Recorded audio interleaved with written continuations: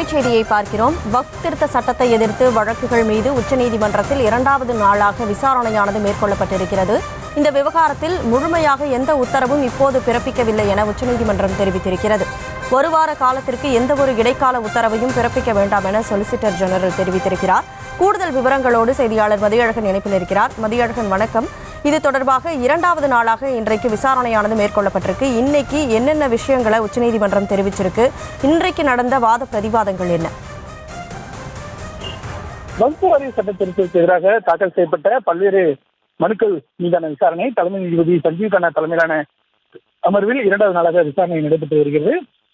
மத்திய அரசு சார்பில் ஆஜரான சொலிசிட்டர் ஜெனரல் விசாரணைக்கா இந்த சட்ட திருத்தத்தின் சில கருத்துக்களை மட்டும் பார்த்து இந்த விவகாரத்தில் எந்த உத்தரவையும் பிறப்பிக்க கூடாது, ஏனெனில் வக்ஃப் விவகாரத்தில் லட்சக்கணக்கான மனுக்கள் பெறப்பட்டதாகவும் குறிப்பாக சில கிராமங்கள் கூட வக்ஃப் எடுத்து கொள்ளப்பட்டது, இதனால் பலர் கடுமையாக பாதிக்கப்பட்டுள்ளதாகவும் எனவே எவரும் பாதிக்கப்படக்கூடாது என்ற நோக்கத்தில் தான் இந்த சட்டம் கொண்டு வரப்பட்டதாகவும் மத்திய அரசினுடைய சொலிசிட்டர் ஜெனரல் தெரிவித்தார். மேலும் எனவே இந்த விவகாரத்தில் விரிவான எழுத்துப்பூர்வமான பதிலை ஒரு வாரத்தில் தாக்கல் செய்வதாகவும் அதுவரை இடைக்கால உத்தரவை எதையும் பிறப்பிக்க வேண்டாம் எனவும் அவர் கோரிக்கை விடுத்தார்.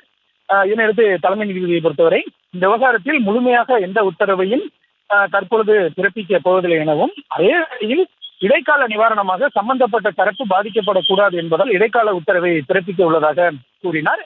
எனவே தற்பொழுதைய நிலையை தொடர வேண்டும் என்ற உத்தரவை பிறப்பிக்கலாம் என்று இருப்பதாக தலைமை நீதிபதி தெரிவித்தார்.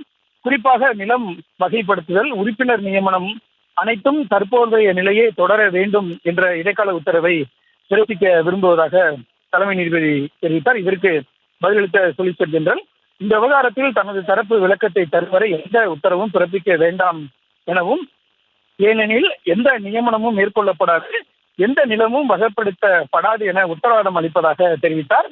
இதனையடுத்து தலைமை நீதிபதி புதிய சட்டப்படி எந்த உறுப்பினர் நியமனமும் இருக்கக்கூடாது, ஏற்கனவே வகுப்பு என பதியப்பட்ட வகுப்பு என அறிவிக்கப்பட்ட சொத்துக்களின் மீது எந்த புதிய நடவடிக்கையும் எடுக்கக்கூடாது, புதிய சட்டப்படி நில வகைப்படுத்துதலும் இருக்கக்கூடாது என தலைமை நீதிபதி தெரிவித்திருக்கிறார். மேலும் வகுப்பு சட்ட திருத்த விவகாரத்தில் அதாவது ஒரு வாரத்தில் தனது தரப்பு விளக்கத்தை தரும் வரை எந்த உத்தரவும் பிறப்பிக்க வேண்டாம் என்றும், ஏனெனில் எந்த வகுப்பு உறுப்பினர்கள் நியமனமும் செய்ய மாட்டோம், நிலவும் வகைப்படுத்த மாட்டோம் என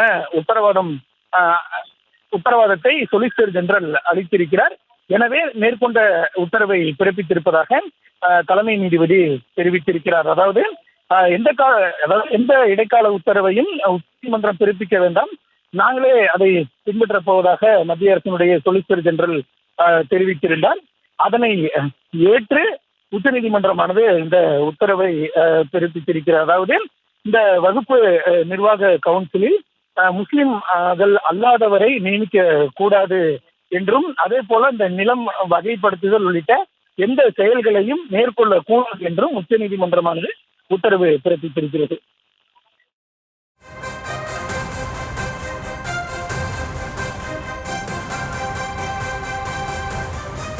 வழக்கு தொடர்பான விவரங்களுக்கு நன்றி மதி.